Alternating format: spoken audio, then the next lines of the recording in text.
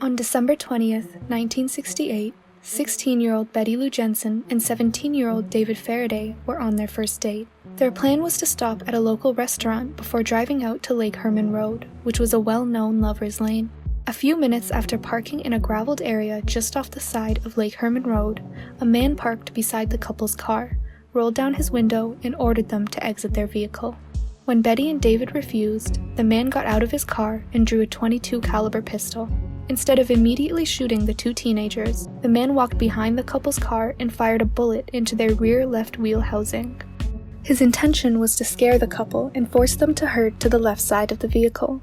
Sure enough, the two scrambled to exit the vehicle using the passenger side door. The killer then ran up to the driver's side window and pressed the gun against David's left ear, shooting him point blank in the skull.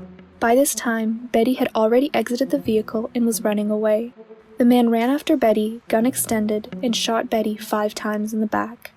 He then returned to his own vehicle and drove off. Shortly after 11 p.m., a woman stumbled upon the bodies of the teenagers and immediately reported them to police, thus sparking the search for the most bizarre and mysterious serial killer of all time. Wipe out a school bus some morning, shoot out the tires, and then pick off the kiddies as they come bounding out.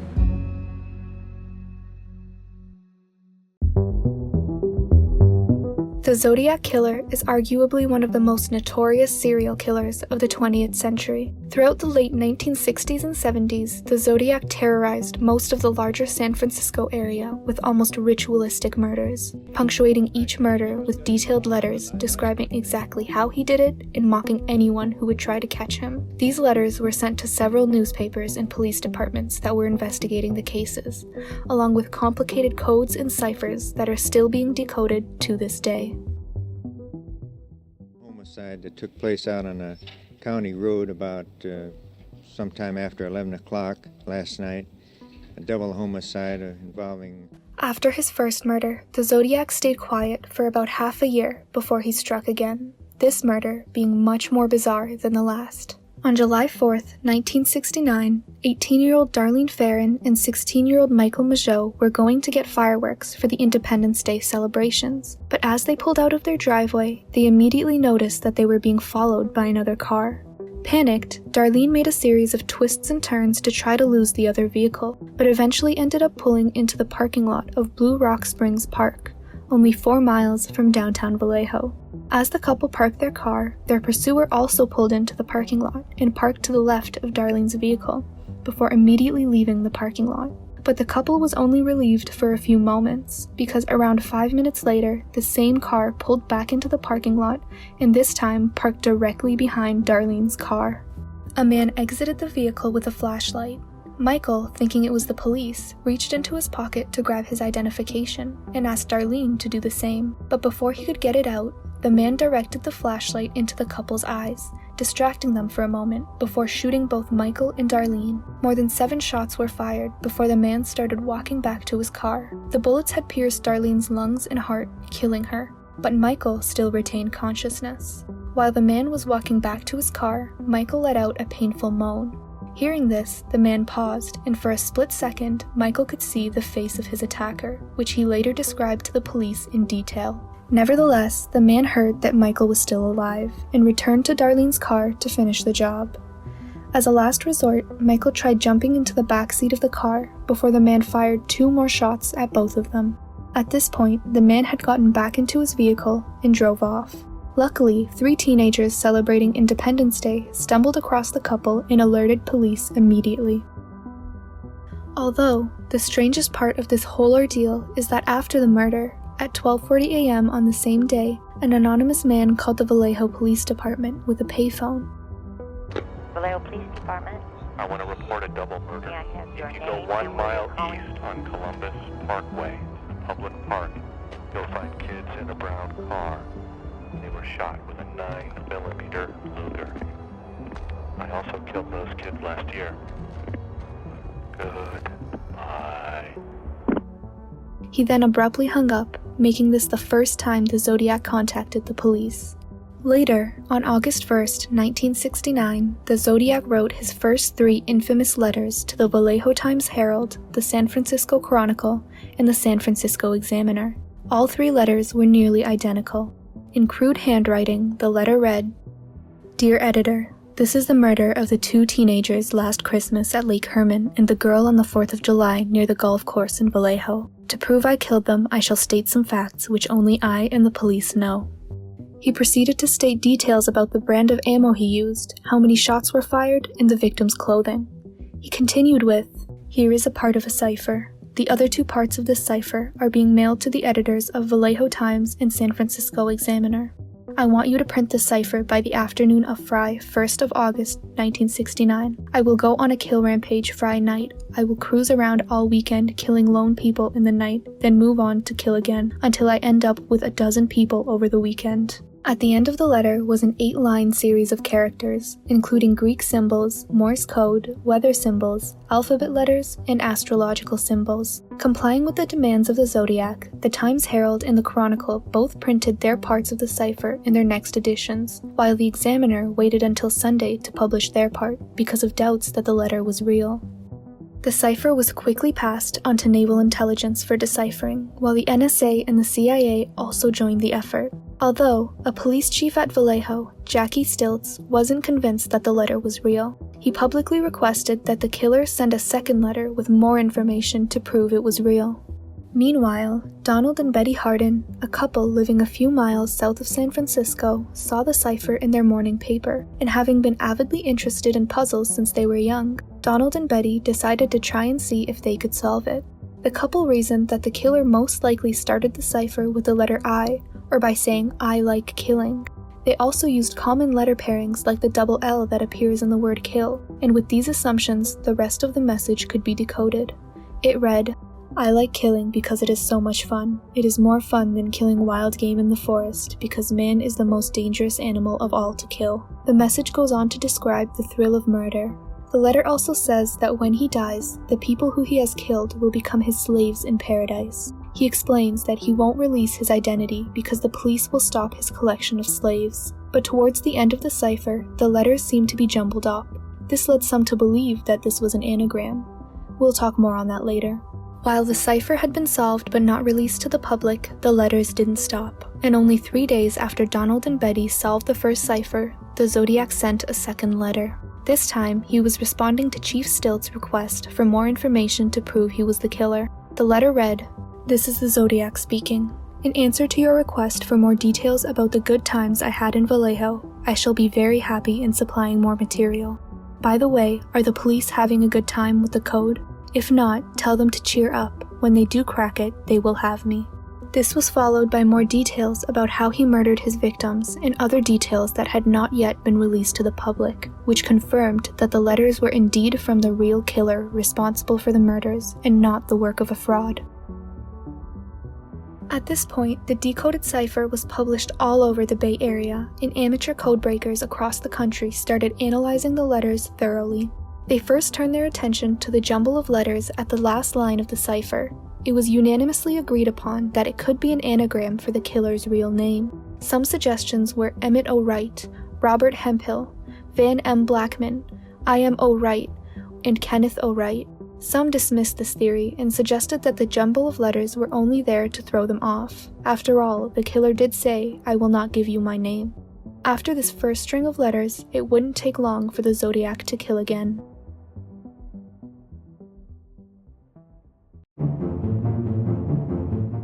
But he told me at that time that he had killed a guard getting out of a prison. And so I did take him as a killer. To me, a killer isn't a normal person, so I assumed at the time that something was wrong. But as far as a psychopath or On September 27, 1969, college students Brian Hartnell and Cecilia Shepard were having a picnic at Lake Berryessa when Cecilia noticed a man walking towards them. Cecilia mentioned it to Brian, but Brian dismissed it as nothing. And when she says, "I see a man over there," what I'm thinking is, if you look to the left of her, you can see those trees on that hill. That would be another picnic area. So seeing someone on that hill, would be of interest, but not of any great urgency. But seeing someone as close as her would obviously be some cause for concern. And so I'm continuing to talk, and then she says, he went behind a tree. And so he goes behind the tree where she is. And again, I'm thinking behind those trees over there. Minutes later, the man was within 20 feet from the couple when he drew a gun. He was wearing a black executioner-type hood with the Zodiac symbol on his chest. As the man pointed the gun, he demanded the couple's money and car keys so he could drive to Mexico. Brian pulled his car keys and only 50 cents out of his pockets and handed them to the cloaked man. Brian later told police that the man pocketed the 50 cents and then tossed the car keys back to the couple, at which point the man put his gun back in the holster on his waist. The man told the couple that he was an escaped convict from Deer Lodge, Montana, and that he had killed a prison guard to escape. This came out since then, but he told me at that time that he had killed a guard getting out of a prison, and so I did take him as a killer. To me, a killer isn't a normal person, so I assumed at the time that something was wrong. He wanted our money. And I actually laughed at the moment because I told him, I says, I've only got 75 cents in my pocket. And I says, you're welcome to have it. But if you need help, I'm sure we can. He claimed that he had already stolen a car, but it was, quote, too hot. After explaining himself, the man pulled out a 3-foot clothesline and instructed Cecilia to tie Brian's hands. After Brian was tied up, the man proceeded to tie up Cecilia's hands. At this point, Brian recalls the man saying, "I'm going to have to stab you people." He proceeded to stab Cecilia 10 times and Brian 6 times. After believing he had finished the job, the man left the scene and hiked 500 yards to the couple's car, and with a black felt-tip pen, he wrote on the car door, Vallejo, 12/20/68, September 27th, 69, 6:30, by knife. The couple, who were both still conscious, were found by a fisherman and his son and were taken to the hospital, and at 7:40 p.m. on the same day, much like the last murder, the Zodiac called in to the Napa County Sheriff's Office to report his crime. Napa Police Department. I want to report a murder. No, a double murder. They're 2 miles north of parking headquarters. They were in a white Volkswagen Carmen Gia. I'm the one that did it. Cecilia later died from her wounds, but Brian survived to explain the ordeal to the police and press. By now, the police were starting to see similarities in the Zodiac's murders. 1. The Zodiac targeted young students, mostly couples. 2. The attacks all occurred on weekends, 2 near holidays. 3. The murders would usually take place at either dusk or night. 4. The killer would often brag about his murders in letters or calls. 5. Most of the murders took place in well-known lovers' lanes. 6. The murders all took place in or around cars. And finally, 7. The murders all took place near a body of water. These patterns picked up by police suggested a number of reasons for his strange killings. Because most of the victims were couples, the Zodiac was maybe frustrated with couples or love, and potentially could hold a specific hate for women, because in the last 2 murders, the focus for most of the damage was on the woman, causing them to die in both cases, but leaving the men to survive. But with his next and final confirmed murder, the Zodiac would break his pattern. Guns take the threat seriously. The psychotic killer has already murdered 5. 1 at a lover's lane near a lake just north of San Francisco. 3 others in nearby Vallejo. The latest, a taxi driver in San Francisco. The Zodiac Killer seems to crave publicity. He sent letters. On October 11th, 1969, only 2 weeks after his last murder, the Zodiac entered a cab driven by Paul Stein at around 9:30 p.m. He requested to be taken to Washington and Maple Streets in Presidio Heights, but for some reason, the cab driver drove 1 block past their destination, maybe at the instruction of the passenger. The Zodiac waited for the car to come to a full stop on the side of the road before grabbing Paul Stein's collar and shooting him point blank in the right side of the skull. At this point, the Zodiac exited the vehicle from their rear doors and re-entered the vehicle through the passenger side door. While sitting in the front seat, the Zodiac grabbed the cab driver's wallet and tore off a piece of his shirt before exiting the vehicle once again. While all this was taking place, 2 teenagers who lived across the street saw the cab from their second-floor window and called the police. But while the kids were giving the police a description of the man they saw, the Zodiac was mistakenly described as a black male.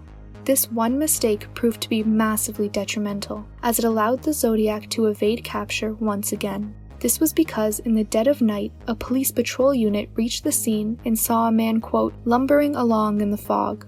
This was later determined to most likely have been the Zodiac. But since this man was white, the police didn't stop him and only asked him if he had seen anything unusual in the area, to which the man responded that he had seen someone waving a gun around a couple blocks to the east, at which point the patrol unit sped off in that direction. If the police had stopped the man or come any closer, they would have seen that the man's jacket was drenched in Paul Stine's blood. But police did find evidence in the cab driver's vehicle. A partial print was found in blood that was later confirmed to be that of the Zodiac's. Also, the kids who had seen the Zodiac quickly collaborated with a police sketch artist to try and come up with a preliminary sketch of the Zodiac.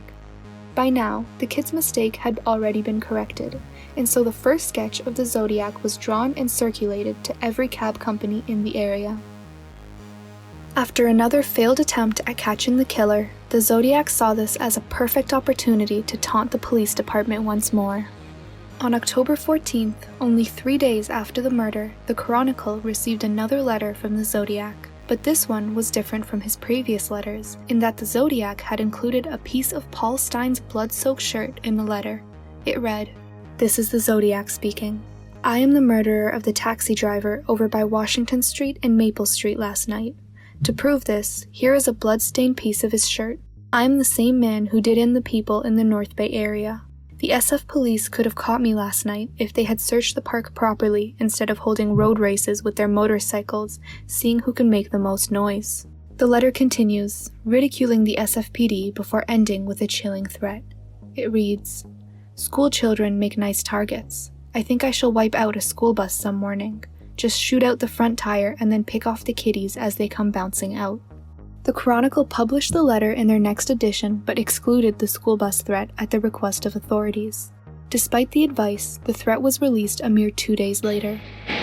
"School children make fine targets. I think I shall wipe out a school bus some morning. Just shoot out the front tire and then pick off the kiddies as they come bouncing out." Now, what are you doing to protect the school buses, particularly in San Francisco, from that? In San Francisco, we have been, since the first day, since the reception of this note, and up to now and continuing, we have a number of plainclothes officers following buses in the morning and in the evening. "I shall wipe out a school bus some morning, shoot out the tires, and then pick off the kiddies as they come bounding out." That was the threat of the Zodiac Killer. Now, every day, police cars follow the buses which would be likely targets. Officers armed with shotguns take the threat seriously. While the world was informed of the school bus threat, panic swept over the Napa Valley Unified School District, who were in charge of the school buses. School bus drivers across the district were given a set of instructions on how to handle an attack from the Zodiac. 1. Continue driving with a flat tire. Do not stop. 2. Tell the children to get below the windows and lie on the floor. 3. The driver will continue driving and turn on all lights while sounding his horn. 4. The bus driver should not stop until he has arrived in a well-populated area. 5. Upon arrival at this location, a local law enforcement agency should be notified immediately. Despite the claim from the Zodiac, no such attack ever occurred. Later, after working with the police officers that mistakenly allowed the Zodiac to walk free, a second sketch of the man was made, making him older and his jaw thicker. This sketch was then circulated to the public, replacing the original. With his letters in full swing and the San Francisco area in the palm of his hand, the Zodiac did something that shocked everyone throughout the country. At the end of the month, on October 22nd, the Zodiac called the Oakland PD and asked to speak to Melvin Belli, a prominent lawyer at the time. He said he wanted the lawyer to appear on a TV talk show so that the Zodiac could call in and talk to him on the air. The talk show the Zodiac was referring to was the Channel 7 talk show, which usually started at 7 a.m., but began half an hour early that day. After waiting for 40 minutes on the air for the Zodiac to call in, the telephone finally rang, but hung up almost immediately. The next call came in at 7:20. This time, he stayed on the call for longer, and after being asked if he had any other name other than Zodiac, the man said Sam. Talk to us. Just tell us what's going on inside you right now, Sam, please. I have headaches. Right. How long have you had those headaches, Sam? I mean, a long time? Since I killed a kid. Well, was it before December that you had the headaches? Yes. Were you in service that you might have had an injury in service? Did you ever fall out of a tree or downstairs? Were you ever unconscious? I don't know. You don't remember. Does aspirin do you any good? No. Doesn't do any good. Sam, that stuff never did me any good either when I had it. Sam, let me ask you this. There's some reason why you go to a particular doctor or a particular priest, and some reason why apparently you wanted to talk to me or Lee. Is it that you feel that we have compassion for people who get in trouble? Or is it you feel that we can do something for you? Or is it you feel that we have enough integrity that if we promise you something, that we're going to stick to it? Well, let's find out why he wanted to talk to. Why did you want to talk to Mr. Belli, Sam? I don't want to be hurt. If it all boils down to the question of you're giving yourself up, if you could be assured that you wouldn't get capital punishment for myself. I don't want to give myself up. Huh? I want to kill those kids. The Zodiac called the show a total of 35 times, but only 12 of them were heard on air. But people were still hesitant on whether this caller was really the Zodiac. To confirm, the only 3 people who had ever heard the Zodiac's real voice, Nancy Slover, who was the telephone operator on duty when the Zodiac claimed responsibility for the murders, David Slate, who was the police officer who had seen the Zodiac the night of the cab driver murder, and Brian Hartnell, the survivor of the Lake Berryessa stabbing, were all brought in to verify the voice in the calls. All of them agreed that the voice they had heard was much deeper and older than the one in the calls. We tried to give it to him. You both sound convinced that this is the man, but this is not. No, we're not convinced, really. I'm not convinced. I'm convinced that this is a kook. Well, I mean, a sick man. Yeah, not a kook in the sense that he's perpetrating a hoax. Not necessarily. I listen to the program. My opinion, for what it's worth, my opinion is that this is no hoaxer, no prankster. The man on that show, I sincerely believe, has a problem, has a mental problem, but he may or may not have been the so-called Zodiac person. Further investigation discovered that the calls were actually made from the Napa State Hospital by a mental patient, effectively proving that the Zodiac was not the one making the calls. In the following weeks, the Zodiac would send 2 more letters boasting about 2 more murders. In the first letter, there's a card that reads, "Sorry I haven't written, but I just washed my pen." On the inside it reads, "This is the Zodiac speaking. I thought you would need a good laugh before you hear the bad news. You won't get the news for a while yet. P.S. Could you print this new cipher in your front page? I get awfully lonely when I'm ignored. So lonely I could do my thing." This letter also contained another cipher, and since his last one had been cracked in a day, the Zodiac decided to make this one considerably more challenging, now known as the Z340 cipher. This cipher remained unsolved for over 50 years, until a few weeks ago, an international group of 3 amateur codebreakers used computer software to finally crack the Z340 cipher.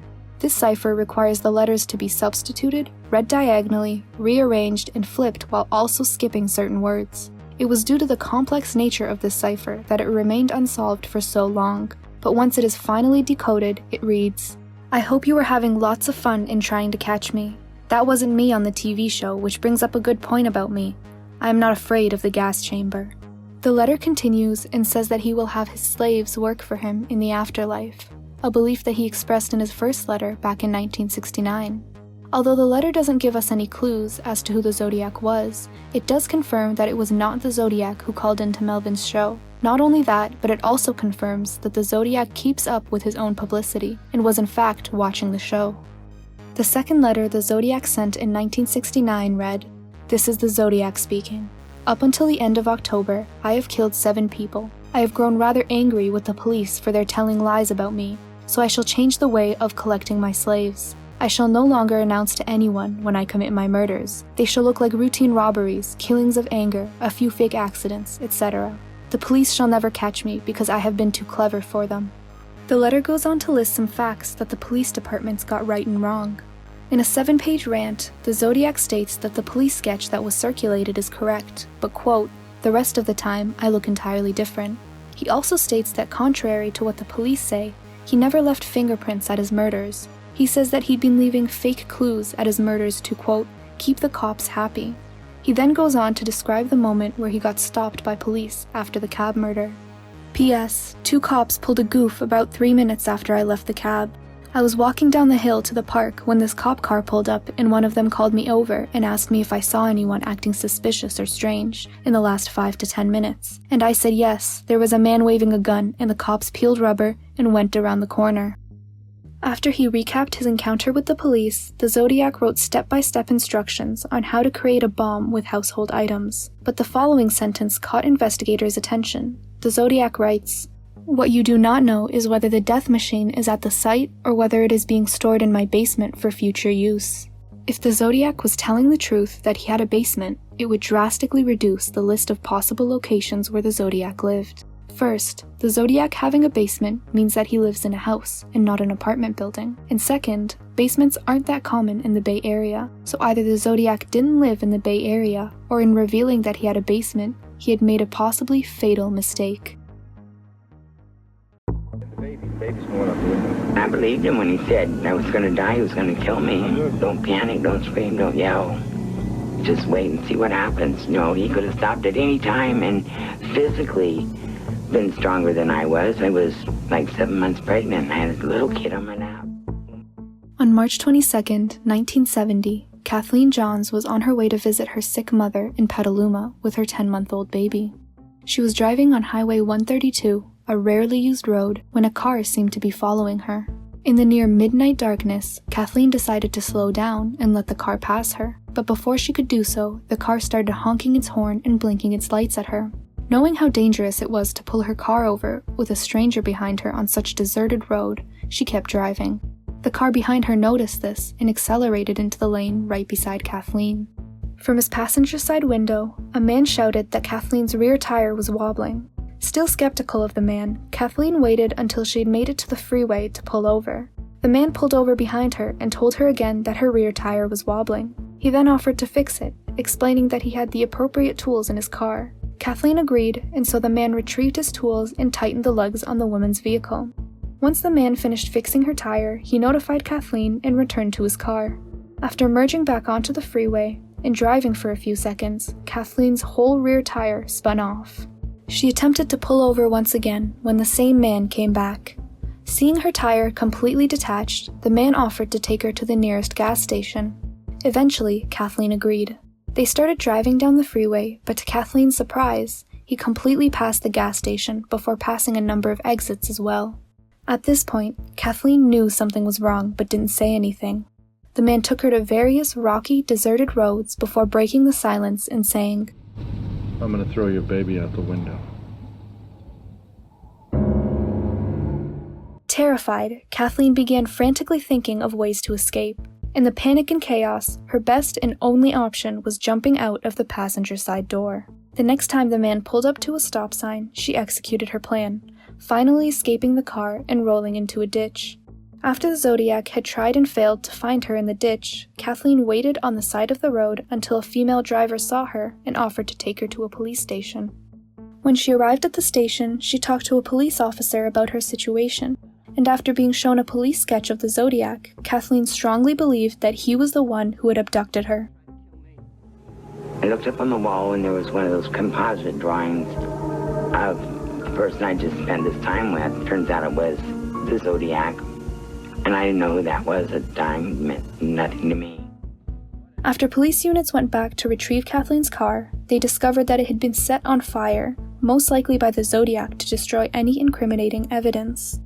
Around a month later, on April 19, 1970, the Zodiac sent another letter in cipher. The letter read, "This is the Zodiac speaking. By the way, have you cracked the last cipher I sent you? My name is," followed by a 13-character cipher which, when decoded, is supposed to contain the Zodiac's name. But because the cipher is only 13 characters long, it is nearly unsolvable. There have been thousands of possible solutions to the cipher, but no way of knowing whether any of them are correct. The letter continues with the Zodiac claiming he's killed 10 people to date, and that he would have killed more, except the bomb he was going to use was a dud. The second page of the letter shows a diagram of his new and improved bomb and how it works. Of course, the newspaper and the authorities kept any mention of a bomb threat hidden from public knowledge in order to prevent panic. For the next 4 years, around 8 Zodiac letters were sent to the Chronicle, containing much of the same information and pleas for attention as his previous letters. One more cipher was sent, and when deciphered, it apparently contained the location of a bomb that would go off in the fall of 1970. No bomb was ever found or detonated. In one of these letters, the Zodiac claimed responsibility for Kathleen John's abduction, confessing that he lit Kathleen's car on fire after failing to kill her. His final letter was sent on January 30th, 1974, and seemed to review the movie The Exorcist, before once again demanding publicity. At the end of the letter, the Zodiac's final score was written: Me 37, SFPD 0. Police had only confirmed 5 murders and 2 attempted murders from the Zodiac, so his claim of 37 murders could very well just be an exaggeration. The Zodiac did previously say in a letter, though, that he would not continue announcing his murders, and he would make them look like accidents, meaning the final murder count could technically range anywhere from 5 to 37. Because of the magnitude and popularity of this case, many people have claimed to be the Zodiac for attention, or given false tips to police, making it very hard to identify who's telling the truth and who's not. That being said, one of the most likely suspects in the case, and one that the police identified very early on, was Arthur Lee Allen. I'm not the Zodiac Killer. I know that. I know that deep in my soul. Suspicion first arose about Allen when a friend of his, Donald Cheney, voiced concerns he had that Allen was connected to the Zodiac killings. Donald Cheney explained that Allen and him used to go hunting together, and at one point, Allen had asked him, "Have you ever thought about hunting people?" He said he would give himself an identity and write letters to the editors, and he'd have a name, and it would be Zodiac.